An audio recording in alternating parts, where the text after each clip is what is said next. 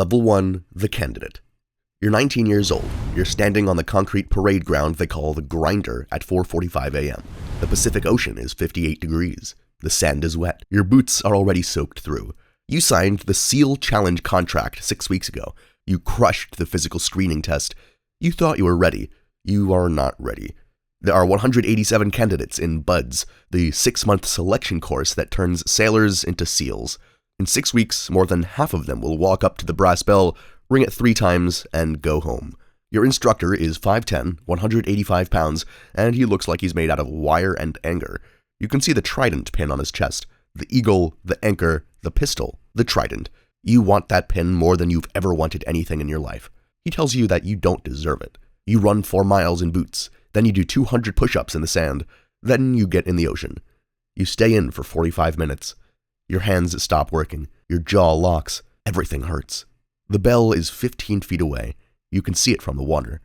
You do not ring the bell. That is the only decision that matters. Everything else is just suffering. Level 2, Hell Week. You're in your 4th week of BUDS. You haven't slept in 72 hours. You won't sleep for another 48. Hell Week starts on a Sunday night. The instructors fire off M60 machine guns and blow smoke grenades and drag you into the surf at midnight. By Monday morning, 22 men have already rung out. By Tuesday, 14 more are gone. You carry a 200-pound rubber boat on your head for 6 miles. You low crawl through mud flats at 3 a.m. The instructors hose you down with freezing water every time your body temperature starts to recover. You eat 7,000 calories a day, and you're still losing weight. On Wednesday night, you start hallucinating. You see your mother standing on the beach. You know it isn't her. You keep moving. Your class starts with 187. By the end of Hell Week, 91 men finish. You are one of them. The commanding officer shakes your hand. You are finally allowed to sleep. You sleep for 14 hours, then right back to training. 6 months later, you complete SEAL qualification training. You stand in a ceremony in Coronado. They pin the trident to your chest. It weighs almost nothing, but it's the heaviest thing you've ever worn. Level 3, the new operator. You're 21. You're assigned to SEAL Team 3. Your platoon is 16 men. You're the new guy. The new guy doesn't speak unless spoken to. The new guy carries the heaviest gear. The new guy runs every errand, cleans every weapon, and never, ever complains. Your kit weighs 60 pounds. You carry an assault rifle, a sidearm, 4 liters of water, medical supplies, night vision, and enough ammunition to fight a small war. You run a mile with all of this, then 2, then 10. You spend 18 months in pre-deployment training, urban combat in the Mojave Desert, close quarters battle in mock compounds, combat diving in San Clemente, high altitude jumps from 25,000 feet. You land in a dark field and you're already moving. Then you deploy to Iraq. Your first mission is a direct action raid on a safe house in Mosul. The target is a mid-level ISIS bomb maker responsible for 14 coalition deaths. You go in at 2 a.m. 4 men breach the door. Flashbang. Stack. Move. The room's clear in 6 seconds. The target is in the back bedroom. He's 40 years old. He's sitting on the floor. He raises his hands. There's a child next to him.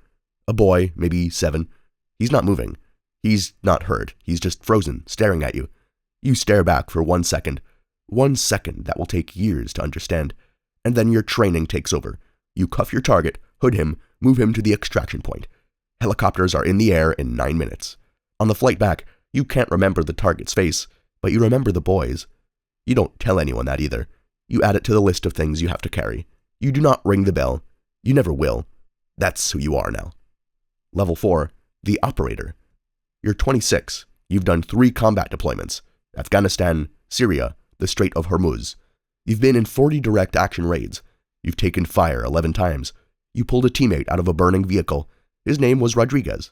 He made it. You're an SO2 now, Petty Officer 2nd Class. Base pay is $3,800 a month. Add all the specialist pay on top, and you clear $5,200 a month. You don't spend much. You're never home long enough. Your wife stops asking when you're leaving. She already knows the answer. In your 4th deployment, your convoy hits a roadside bomb 12 kilometers east of Ramadi. The vehicle in front of yours goes up first. The blast wave hits your truck like a wall. Your ears ring for days. Both vehicles are destroyed. No fatalities, somehow, but you spend the next 3 hours pulling men out of wreckage in the dark while your hands shake. When you get back to base, you go to the bathroom and sit on the floor for 20 minutes. You don't cry. You just sit there until your hands stop. You don't tell anyone that, not your team leader, not your wife, not anyone. You're not afraid of dying. That's not what this is. You're afraid now in a way that you weren't before. How much of survival is skill? How much of it is just luck and geometry and physics? That knowledge doesn't go away. You carry it into every room from now on, but you don't ring that bell. Level 5, the team leader. You're 30. You lead a fire team, 4 operators. Everything's different now. When you were the new guy, your life was your own. You could be reckless. You could be the first one through the door without thinking because the cost of being wrong was yours to pay. Now the cost belongs to 4 other men, their wives, their kids, their mothers. You think about that every time you make a decision. You think about it in the planning room. You think about it on the helicopter on the way in. You think about it in the line outside the door. You've been in a team for 9 years. You know the rhythm. 6 months deployed, 6 months at home, never fully in either place. You don't sleep well anymore. You fall asleep fine. It's staying asleep peacefully that's the problem. Your team does a snatch operation in Somalia. High-value target linked to 3 embassy bombings. You insert via submarine 14 kilometers off the coast, swim in through open water, and link up with a CIA unit 8 kilometers inland. The intelligence report says the compound has 4 guards. There are 7. One of your men takes a round through the shoulder on the way in. Clean through. He keeps moving. He clears 2 rooms before you get him to the extraction point. On the helicopter, he's looking at you. Not because he's scared, because you're the team leader and he wants to know if he did the right thing. You tell him he did. He'll be back in 8 weeks. You'll be deployed again in 9. When you get back to the ship, you eat a sandwich and sit on the flight deck for an hour. You watch the ocean. You think about the margin, how close that was, how next time it might not be his shoulder. You're 31 years old now. In SEAL years, you're getting old. Level 6, the Chief. You're 34, Chief Special Warfare Operator. Your collar has a gold anchor on it. You are the backbone of the platoon. The officer commands, you execute. You are the one who knows where every man is, what every man is capable of, and what every man is afraid of. You brief the missions. You debrief the failures. You make sure the new guys don't get anyone killed, including themselves. A 22-year-old operator in your platoon freezes on a target in Yemen, just for 2 seconds, but 2 seconds is enough for everything to go wrong. You pull him aside that night. You don't raise your voice. You ask him one question. Was it fear or was it doubt? He says he doesn't know. You tell him to figure it out before the next mission. He does. You make $5,800 a month in base pay. You've turned down 3 corporate security jobs paying $150,000 a year. You keep turning them down. You don't fully understand why. Level 7, DevGru, SEAL Team 6. You're 38. You're not supposed to tell anyone where you work. You went through the selection process 2 years ago. It starts with a phone call from a number that doesn't exist, then a week of assessment in a building with no signage, then 6 months of the most violent training you've ever experienced, and you've experienced a lot. Urban assault, hostage rescue, marksmanship standards so precise that anything under a quarter-inch grouping at 100 yards is considered mediocre, all of it. You were one of 240 candidates. 67 made it through. The ones who didn't weren't weak. They were just regular SEALs. You're part of DevGru now, the Naval Special Warfare Development Group. Officially, it doesn't run operations. Officially, it's a research and development unit. Officially, you're attached to a Naval Reserve Command in Virginia Beach. Your neighbors think you work in IT. Your parents think you left the Navy years ago. You earn $8,400 a month, plus allowances. You've operated in 14 countries in the last 24 months. Syria, Somalia, Yemen, a country you can't name, another country you can't name.